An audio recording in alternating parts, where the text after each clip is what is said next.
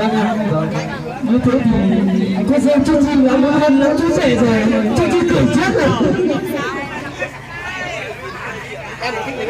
Vậy thì bây giờ bọn chúng tôi sẽ bắt nhịp lại một cái nữa. Em mong thì kết tới 103 thật là nghiệp vụ.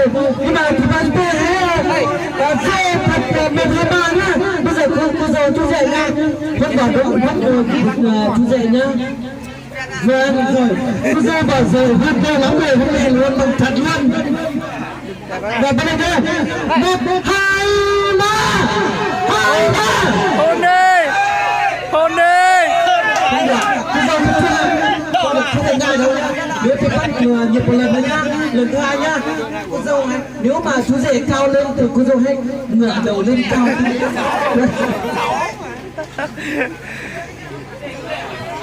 Chú rể cúi xuống để chùi lại được rồi.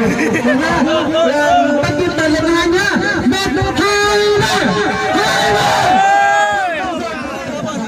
Bây giờ không được đầu vai. Vâng ạ. Không được.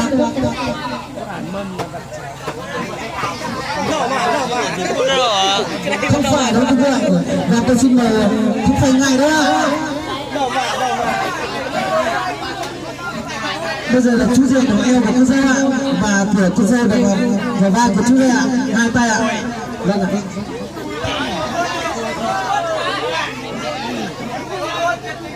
Cô dâu bảo là hôm nhỏ hơn lắm rồi, hôm trước kịp hôm lắm là thích cúi đầu ra.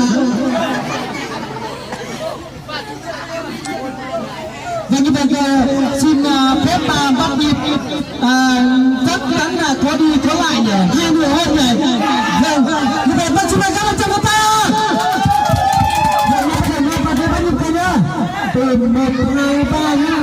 Xong là hôn thì tôi xin hỏi là nếu mà hôn vào môi thì nó là còn một gái rồi còn 2 trai nữa.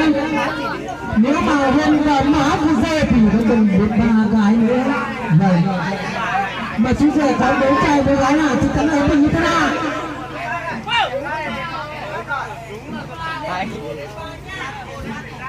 Vâng, bây giờ tôi xin phép và bắt đầu bắt nhịp vào nhé. Bây giờ chú rể sẽ bắt đầu thật lòng nhiệt, bắt đầu lấy cơ thể nhá.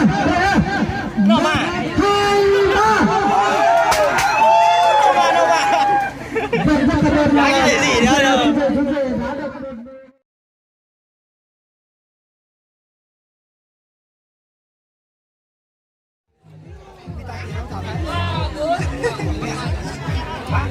Xe áo mà tỏ.